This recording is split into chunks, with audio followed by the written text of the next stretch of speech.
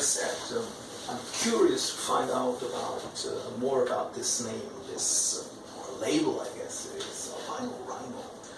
Well, it sort of started when I was in high school, to be honest. I was, up until high school, I was bullied quite often, having a visible difference for people. Mm-hmm. And as soon as I got to high school, I started doing a lot of combat sports, wrestling, rugby, football, and working out quite a bit, and I got a lot bigger than most people. Mm-hmm. And the Albino Rhino came up because everybody's joke was that I was as strong as a rhino. By the end of high school, I was doing Highland Games and the strongman competitions as well. So, not anymore, as you can tell. But I was. The moniker started then, just because of the size difference. When I was wrestling, I was 320 pounds. I had something like 10% body fat, and my record was a lot of wins to very few losses. I can't imagine that. Okay. Mm-hmm.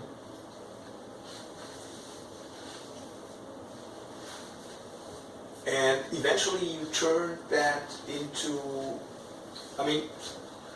was it a positive moniker? Or? Yeah, I used it as a positive moniker. Mm-hmm. I mean, people were going to say things about you being albino anyway, so you might as well admit to it right off the bat. Mm-hmm. Mm-hmm. Like we talked about on Facebook, there was a beer made by Earl's that was named the Albino Rhino Ale. And there was a lady that immigrated to Canada from one of the African nations, I don't remember which, but she got here and found out about it, and she went to the Human Rights Tribunal about it. That's why it doesn't exist anymore. Okay. Because she was talking about it being a derogatory term for albinos. Yeah. And I mean, I can get that because in Africa it's taken quite differently than here. Right. Like we have our own problems here too, but I mean, I can understand where she was coming from, but if you can't accept what you are and can't accept any jokes about it or anything like that, then there's problems. Right. And I mean, it was an albino rhino. It wasn't. There's actually albino rhinos in the world. Yeah. So. Right. Mm-hmm. Okay. So at that time, Earls withdrew. I think that eventually they withdrew their brand from the market, isn't it? So at that time, you were already running. I was running for a few years. Yeah. Okay. So what was your response? Did you respond to a clip? Or? I did a clip about it. Yeah. It was basically talking about the same thing. Like, I understand that where she comes from, there's a lot of negative aspects to it. Mm-hmm. Here, again, there are some negative aspects as well, but it's not anything like there. Mm-hmm. And I mean, to sit there and get worked up about that, just, I don't know, I understand sensitivity in a lot of topics, but at the same time, there's over the top, and to me that was over the top. Mm-hmm. Okay. But you didn't write to Earl or call them or do anything about it? It was just okay. I do also know there are a few other companies that are still using the Albino Rhino name as well. Oh, okay. There is a marketing company in Toronto that contacted me right before my beer festival to see if they could do something with me. Because they actually go by the name Albino Rhino as well. So they called me, we had like a 3-hour conversation, and then they came down and they did a picture booth and all that, and donated all their money to the charity I was working with. Wow, this is great. So were they talking like offering you becoming a brand ambassador? We haven't done anything like that yet, but we were just starting up our relationship together. Mm-hmm. So we'll see where things go. Okay. So let's talk a little bit about the history of the YouTube channel, the Beer Review. How did that start? Did you come up with the idea, or was it you or friends or something? I was always interested in beer anyway. Whenever I go to like the LCBO, our liquor store, I would buy a whole bunch of different beers and stuff. My work was opening up a ultra lounge, and they were training people in different venues. They wanted somebody that, they wanted you specialized in wine, specialized in gin, and all that. So they took a few of us to a beer school. Okay. And that's really where I actually, my mind kind of expanded to, wow, there's a lot more than what's offered at the LCBO. And yeah, then I started as a blog first, and I hate writing. I'd rather talk than write. Probably a visual problem, but I hate writing. So after doing the blog for a few months, I'm like, yeah, this is stupid. I don't want to do this anymore. And I had a bunch of cameras, so I started just recording them.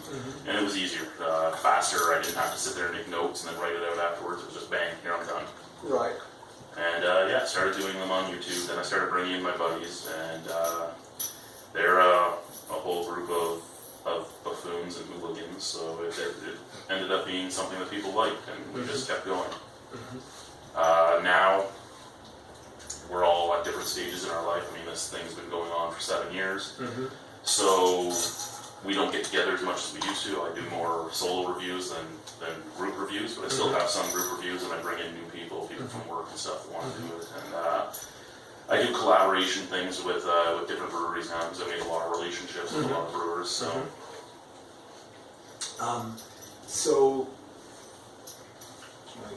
isn't really related to my research, but just out of curiosity, I hope you don't mind if I ask it.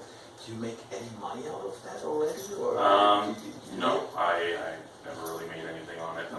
I was a full YouTube partner for a while, and I ended up getting kicked out for a few years. I swear way too much for them. Okay. And, they asked me to stop swearing, and I responded to them with some swear words. Yeah. So I was taken out for a while. Recently, I was reinstated, but there's not really money on YouTube in what I do. There's more money in vlogging and blogging and news stations and all that. Right. It was never really meant for money anyway. It was just meant to do something I enjoyed, make some connections, make some friends, and it turned into being able to do a bunch of different charity work. I mean, I have the Albino Rhino Beer Festival that I donate all the money to the Ronald McDonald House. So children's charity, basically, where families can stay when their children are ill and have to be hospitalized.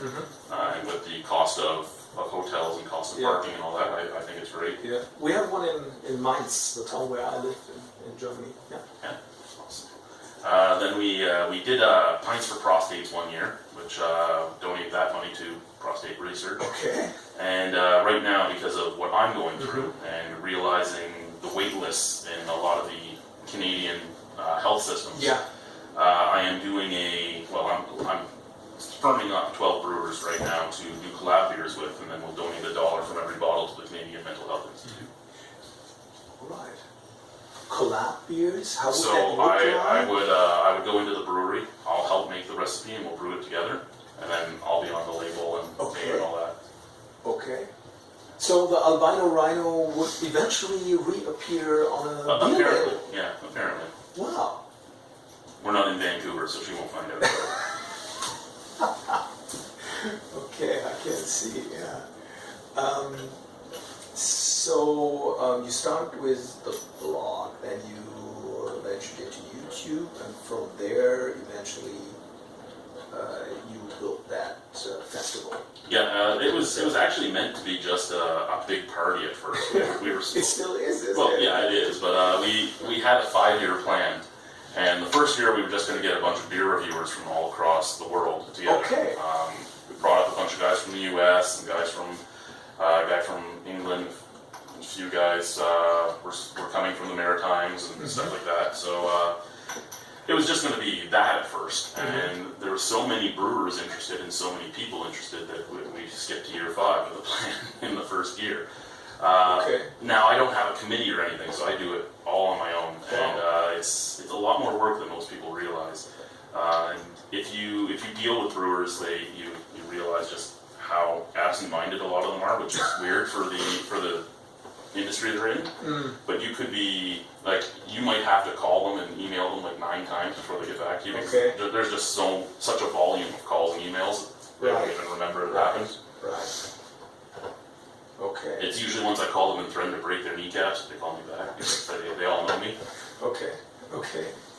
And I guess it's not only breweries who will attend, but also you need food vendors. Yes, there's quite a group of food trucks around here that we bring in. So there's one company in Hamilton that sends us 3 other trucks every year because they're all 3 of their trucks sell out. They love it. Okay.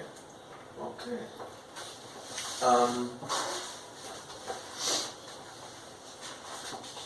So, I would also love to know whether you're the only person with albinism in your family, Albino. Yeah, we did a trace back. My mother's side of the family, we had my mother's side of the family is Irish and Scottish, and my dad's side is all Irish. But my mother's side, they have we have a family member that was an author, and he did a family history. So we went through that book, and it goes back 10 generations, and there was no albino back that far on his side. Okay. My father's side, we know 4 generations, and there was no one. Okay. And so you were born here in I was born here, yeah. near Barra Falls? Or? No, I was born in Ottawa. In Ottawa. Yeah. Okay. And later on, you came with your family? I came down here for school. Okay. I came down to wrestle for Brock and take kinesiology. I ended up dropping out of school so that I could work some more jobs for my now ex-wife to get through school because she had the course that was going to be a better career. So I did that, and we just stayed down here. Also, with my BPD, most of the cause of that was some members of my family. So this was getting away from my family at the same time. Okay. And I mean, how was your family accommodating towards your difference, or was it difficult within the family?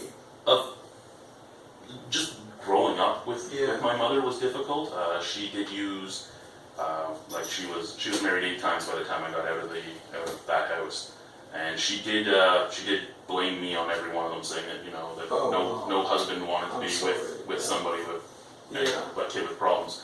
However, with all the psychological problems she put on me and all the psychological abuse she put on me, the one thing she did was she wouldn't let me use it as an excuse normally. So that's why I ended up getting into rugby, wrestling, football.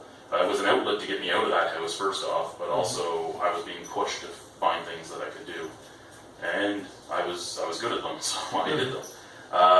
My aunt and my grandmother took care of me a good deal in my life as well, and they were the same. They wouldn't let anything be in the way.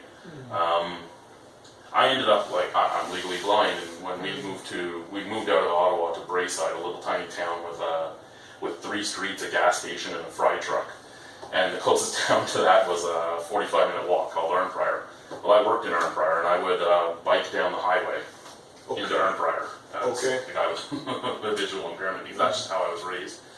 Now, I'm pretty sure when my ex left me, she thought that I would be stranded with nothing because everything's far away from here, and I just walk everywhere I have to go. So it's what I had to do. It's what I've always done. It's what I'll continue to do. So the biggest problem while growing up from an early age was the visual. The visual. See, I don't even know because, like I said, I was pushed into not letting it affect me. So I mean, people always ask me, "Can you explain what you see?" and all that. No, this is what I see. Yeah, of course. I've always done the things. I think the biggest thing was the visual difference to people. Because I can hide. Most people don't know how bad I actually see, but everybody knows that I'm visually different than everybody else. The looks you get growing up, the comments you hear. I do have, even though I've worked in the bar industry for a long time, I still have fairly good hearing. And I remember sitting on a bus in Ottawa, sitting on an OC Transpo, going to a movie with my buddies, and there was a girl sitting a few rows up that kept looking back at me, and then she said to her friends, "I think he left the bleach in too long." And back then I was I was doing strongman and all that, and I was a snappy, angst-filled teen.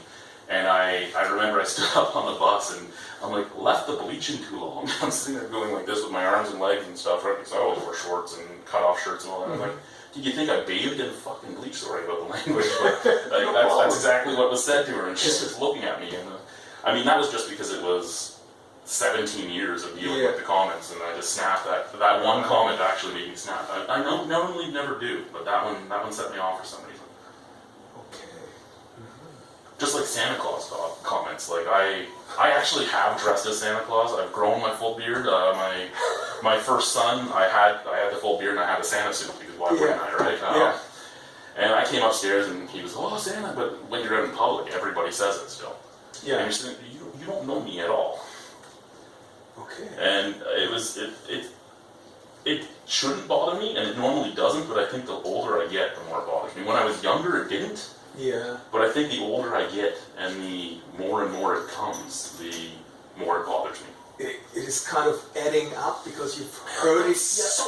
I don't even know if it's even adding up or if it's building on also my borderline personality disorder. I don't know because I noticed that I started getting angrier at the times where right after I was actually told I had that.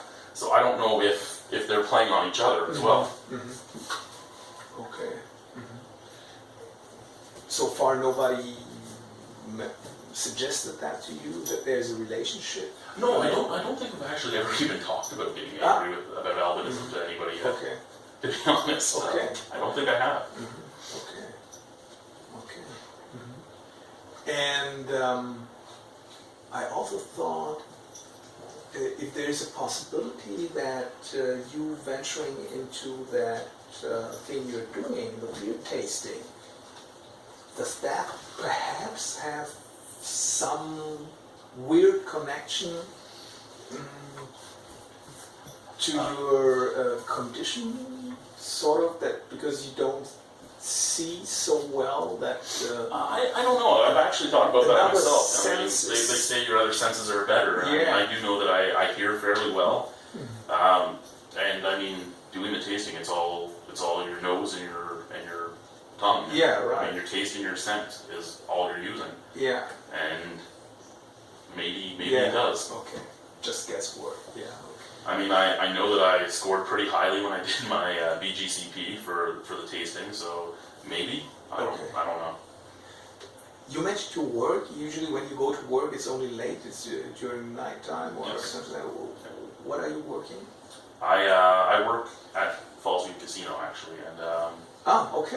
I'm a bartender, a bar porter, pump room attendant. Pump room attendant is the guy that does the ordering of the kegs, the changing of the kegs, all that kind of stuff. Okay. So I work both in the basement and up on the gaming floor. Okay. I also wanted to know if do you know any other person who has albinism? I do. Few and far between, to be honest, but I do. A buddy of mine's father did. He was a teacher at one of my high schools. There's actually a girl named Denise that lives around here. Okay. She used to come out to one of the bars I was a bouncer at all the time, and still friends with a lot of common friends with me. There was actually a kid that came out to the beer festival. He was like 21, and he came up to and I should have let him in for free just because of this. But he came up to the front gate and he goes, "This is my festival. I'm the Albino Rhino." Yeah. And it's a little tiny, skinny, like a little young albino kid. And I'm like, "This is awesome. You're good." Okay. So I understand there is some sort of identity politics around within the albinism community. Those who are at the forefront don't like to be called albino. They prefer to be called PWA, person with albinism. Yeah, I was a member of NOAA for a long time. Did you attend the? I never did, no. Okay. But I was a member for a long time, and I was there was people that loved me on there, and there was people that didn't. And the people that didn't were because of the fact that I was very opinionated and very much against the getting so offended about everything, because it just makes things worse. As soon as you let somebody know that they're actually bothering you, they've won. So, I mean, you are an albino, you have albinism, just accept that, don't get angry about it. Move on with your life, because there's a lot worse things in life to worry about than that. I mean, here I am dealing with not seeing my kids in 3 months, my wife being gone, all those pills I have to take now, you know, there's a lot worse things than somebody saying I'm albino. But yeah, so I got kicked out because when they were doing that, when they were doing that big spiel about that, I had a freak out and I was taken off the group. That was a long time ago. That was during conversations within their forum? Yeah, one of their on their forum. Okay. That was, I would have been like 18 or 19 then, because I was dealing with, there was a lady named Sally, and she had 2 kids with it, and she was talking to me about sports, because she was in the US and they weren't letting her kid do any sports. And I was talking to her about what he could do and how the rules are and different things. And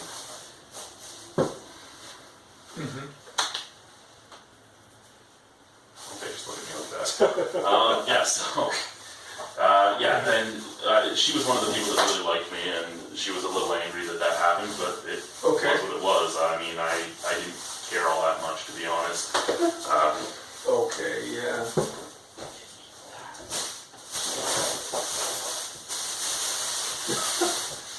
It's not even a dog thing.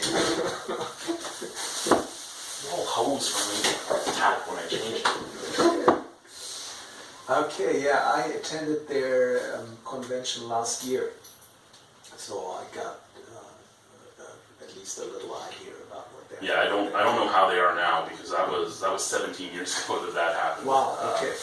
I haven't talked to really any of them since then. There was a group. There was an email group, Albinism International. It was started from a lady in Australia, and they got me in there once that started. They're like, no, you're allowed to be here. Okay. I don't know how much I find I have in common with a lot of people with albinism, because even growing up, when I was working with the CNIB a little bit, because I was a national caliber wrestler and stuff, so they would use me to talk to people with visual impairments about sports, and there was so many people that had better vision than me that their parents wouldn't let them do anything, and it was one of those things where I realized how little I had in common with them. Yeah. And it was weird for me. Okay. Yeah. Yeah. I'm not sure. The US is a very race-conscious society. That's what my impression as someone from Europe is. I don't know how this is in Canada. I think it might be a little bit different here. I think we are somewhat the same, but not close to the same level. Right. I mean, North America seems to be driven on it to an extent, but we seem to have less of the problems they have by a long shot. Yeah. But I think we do have some, and to say we don't, it would be a joke. And it's growing, but it's not nearly to the point where it is there.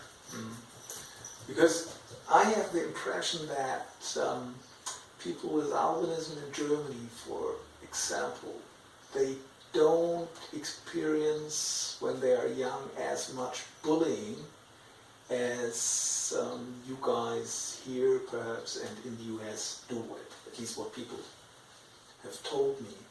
So I was thinking whether this is related to the race issue somehow,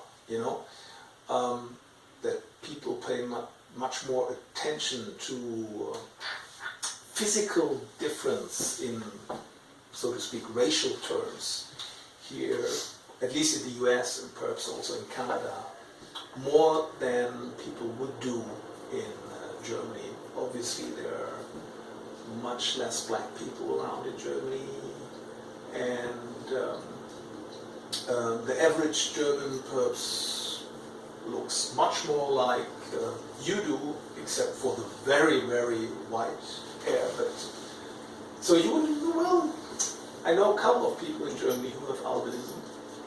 They stick out, but they don't stick out so much. So, I mean, it's just wondering if there is any relationship. I think it probably is a big cultural difference between here and Europe, because I mean, I know people with different disabilities, as they call them, that live here, that do different conventions and conferences. I know a bunch of what would be even the proper term? Little people. Yeah. I know a bunch of people that have dwarfism or are considered midgets and all that say that their friends over in Europe don't get the same treatment they get here. Even. Right. So I think here is a big thing on visual appearance. I think we have a big thing on what the media tells us is beauty and the media tells us is beauty.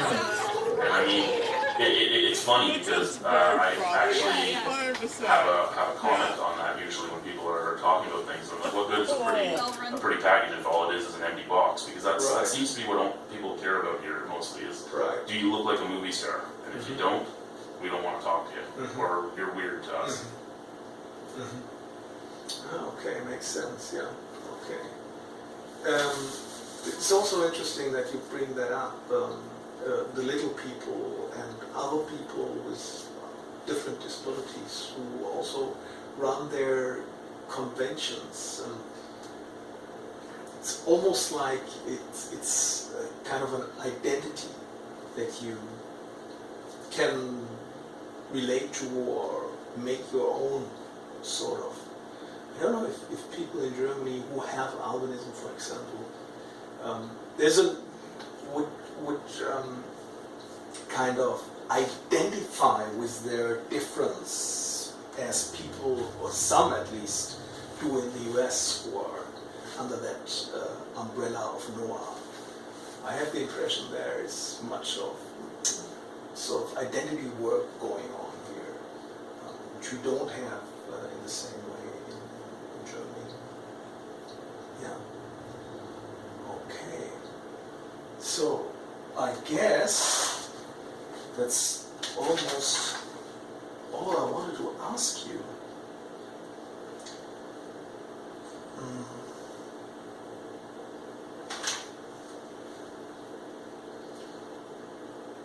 So will you continue with your beer review? Yeah, most likely. Yes. Yeah, I will. It's just going to be a lot slower than it was. Yeah. It's not going to be 3 or 4 uploads a day. Yeah. You know, it's not like I was drinking 3 or 4 beers a day, but I just, we would get together as a group and we'd punch out a whole bunch of them. Because when you're drinking only 4 ounces of beer at a time, you can get a lot more done.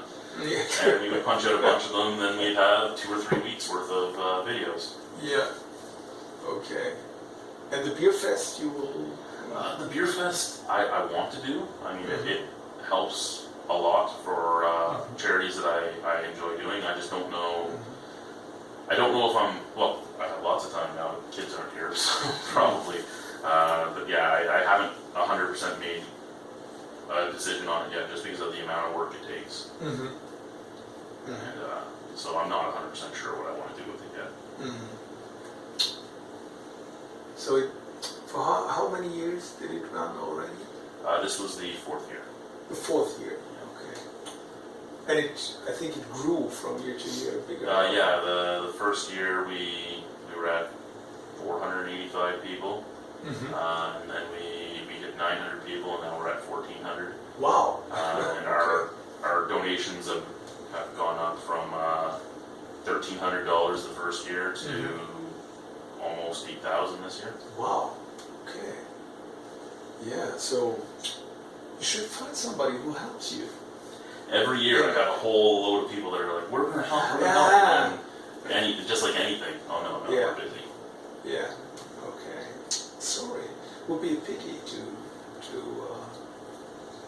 have to stop it because, as you said, it has grown. Okay. Yeah. Okay. So I'll be expecting one of your collaborations with the breweries and the Albino Rhino label coming back anytime soon, or Anytime soon, no. it's too early? I firmed up 6 breweries so far. So once I firm up the other 6, then I'll start finding dates to brew, and we're going to release 1 a month for a year. Okay, and that would be what quantity? All matters which brewery I'm at. Okay. One of them can only do 3 kegs at a time. One of them can do, well, they give me their pilot batch system, which would be 15 kegs worth at a time. So it all matters which brewery it is. So some months will have a much larger donation than others, but I mean, again, anything I can do to help somebody out. I thought about doing something for the CNIB, but nobody seems to really care about the CNIB, to be honest. So I've been working with charities that people actually recognize and still mean something to me, but not as much as that. I mean, I was a part of the CNIB for the first 18 years of my life, so Wow. It is something that I would like to help do, but again, I don't know what I can do with it yet. I'll figure something out. Okay. What age are you now? 35. I'm 50. Getting 50 this year. Wow. Okay. So, hopefully, one of these days you will be tasting the beers I brought from Germany. That would be, Yeah, that'd be great. Thank you very much. Like I said, I put that together for you. So. Wow, thank you. So, what are these?